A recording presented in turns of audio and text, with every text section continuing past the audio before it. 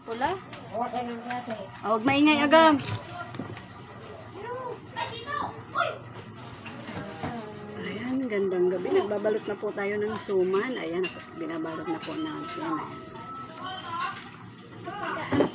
Ibababa natin yan, mga idol. Ayan. So, tayo ngayon ng suman. Ayan.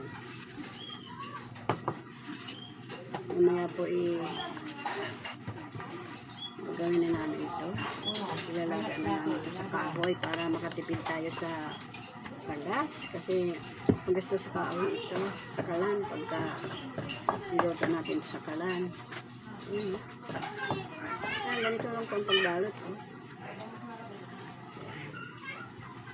Matrabaho nga lang po ito, pero masarap naman pagbalot ito, diba? Ayan, simple lang. Iliko mo lang.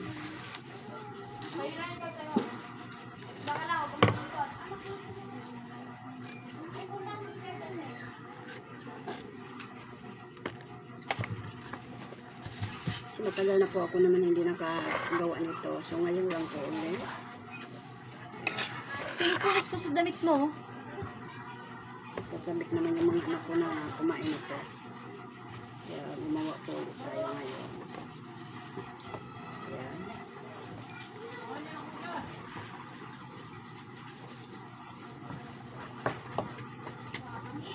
Ito lang. Ito po ay sumang balinghoy po ito. Mahirap nga lang mag-ad-ad, pero ano naman, may enjoy naman sa pagbabalot ganito. Simple lang, ganito lang po ang gagawin natin.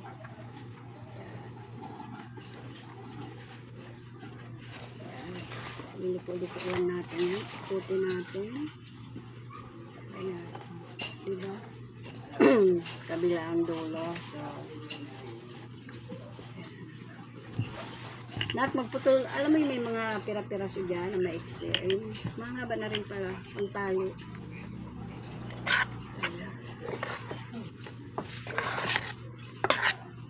Isang kapo nito, balinghoy, kamuti, gabi, nyog, gatas. Ayan.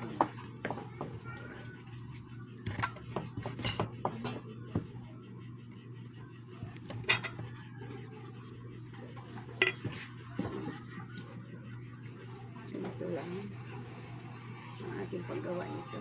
Ganito lang po.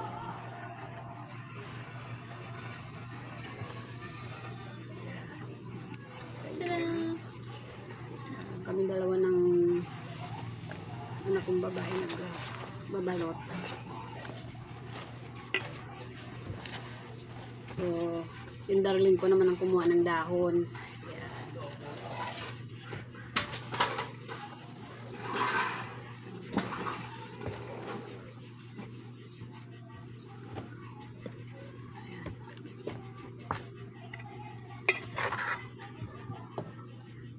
Tapos may ano pa nga pala ito, may condense. Para sabi naman ako para masarap.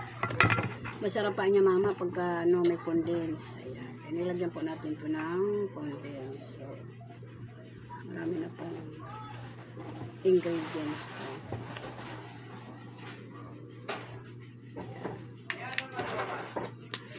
Ganito lang. Ang kinaanak.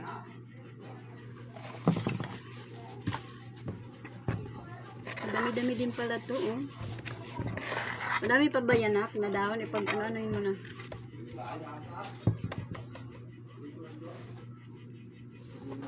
Pilihan mo na yung mga dahon. Ha?